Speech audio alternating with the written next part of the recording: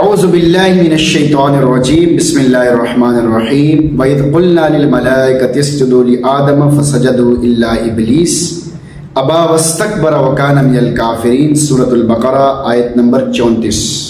وَإِذْ قُلْنَا لِلْمَلَائِكَةِ اسْجُدُوا لِآدَمَ، اور اس وقت کو یاد کرو جب ہم نے تمام فرشتوں کو کہا کہ آدم علیہ السلام کو سجدہ کرو، یعنی آدم علیہ السلام کی تعظیم کے لیے ان کے سامنے سجدہ کرو تاکہ آپ کی فضیلت عملی طور پر علی الاعلان ظاہر ہو جائے۔ فسجدوا الا ابلیس، تو سب نے سجدہ کیا سوائے ابلیس کے۔ ابا واستکبر وکان من الکافرین، ابلیس نے انکار کیا اور متکبرانہ رویہ اختیار کیا اور کافروں میں شامل ہو گیا، یعنی حکم الہی کے انکار اور اس کے سامنے تکبر کرنے اور اسے ٹھکرا دینے کی وجہ سے کافر ہو گیا۔ آیت کا پیغام آپ کے نام، شکر کرنے کی ترغیب۔ اللہ رب العزت نے حضرت آدم علیہ السلام پر اپنے کیے گئے فضل کا اظہار کر کے ہمیں شکر کرنے کی ترغیب دی گئی ہے، کیونکہ باپ کی تعظیم اولاد کی تعظیم سمجھی جاتی ہے۔ تکبر اور حسد سے بچنے کی تلقین، اللہ رب العزت نے ہمیں تکبر اور حسد کی بیماریوں سے بچنے کی تلقین فرمائی ہے، کیونکہ یہی ابلیس کے مردود ہونے کا سبب بن گئی تھی۔ کسی بندے کو کسی بھی وجہ سے تکبر اور غرور کی ضرورت نہیں، اس لیے کہ اعتبار تو خاتمے کا ہے۔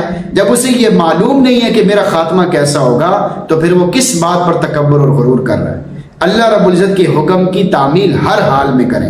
جب اللہ رب العزت کی طرف سے کوئی واضح حکم کا پتہ چل جائے تو بندے کا کام یہ ہے کہ اس حکم کو دل و جان سے بجا لائے، چاہے اس کی حکمت اور فائدہ سمجھ میں آئے، چاہے اس کی حکمت اور فائدہ سمجھ میں نہ آئے، ہر صورت میں اس کام کو کرنے کی نیت اور کوشش کرے۔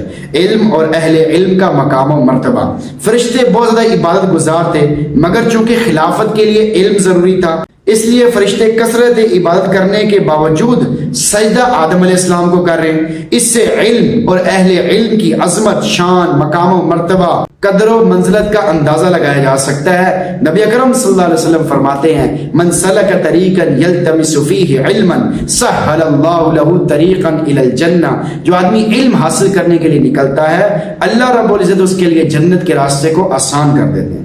نبی اکرم صلی اللہ علیہ وسلم کا ارشاد ہے، ان الملائکۃ لتضع اجنحتها لطالب العلم رضا بما یطلب، بے شک فرشتے طالب علم کے طلب علم سے خوش ہو کر اس کے سامنے اپنے پر بچھا دیتے ہیں۔ علامہ قرطبی رحمۃ اللہ علیہ لکھتے ہیں، فرشتوں کا پر بچھانا علم اور طالب علم کی تعظیم کی وجہ سے ہے۔ اس کے بعد لکھتے ہیں کہ یہ تو دین کے طالب علم کا مقام ہے، پھر ان میں سے ان لوگوں کے مقام و مرتبہ کا کیا کہنا جو علماء اور اللہ کے اولیاء ہیں، ان کا مرتبہ تو بہت بڑا ہوا ہے۔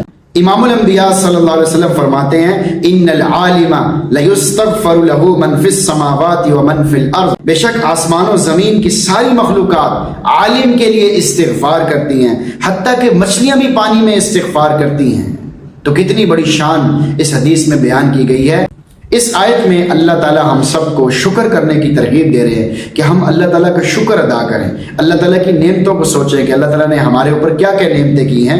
ان نعمتوں میں سے ایک بڑی نعمت اللہ تعالیٰ یہاں پر بیان فرما رہے ہیں کہ میں نے آدم علیہ السلام کو تمام فرشتوں سے سجدہ کروایا تاکہ انسان کی فضیلت فرشتوں پر ظاہر ہو جائے۔ تو یہ میں نے تمہارے اوپر بہت بڑا احسان کیا، کیونکہ آدم علیہ السلام ہم سب کے روحانی والد ہیں، تو اللہ تعالیٰ نے جو ان کو سارے فرشتوں سے سجدہ کروایا، ان کی جو عزت کروائی، اس کے ذریعے اللہ تعالیٰ نے ہر مسلمان کو عزت دلوائی ہے، کیونکہ آدم علیہ السلام ہمارے والد کی طرح ہیں اور ہم قیامت تک آنے والے تمام لوگ ان کی اولاد کی طرح ہیں۔ تکبر اور حسد سے بچنے کی تلقین ہے کہ ابلیس نے تکبر کیا، حسد کیا، ہمیں بھی کوشش کرنی چاہیے کہ ہم اپنے آپ کو تکبر سے بچائیں۔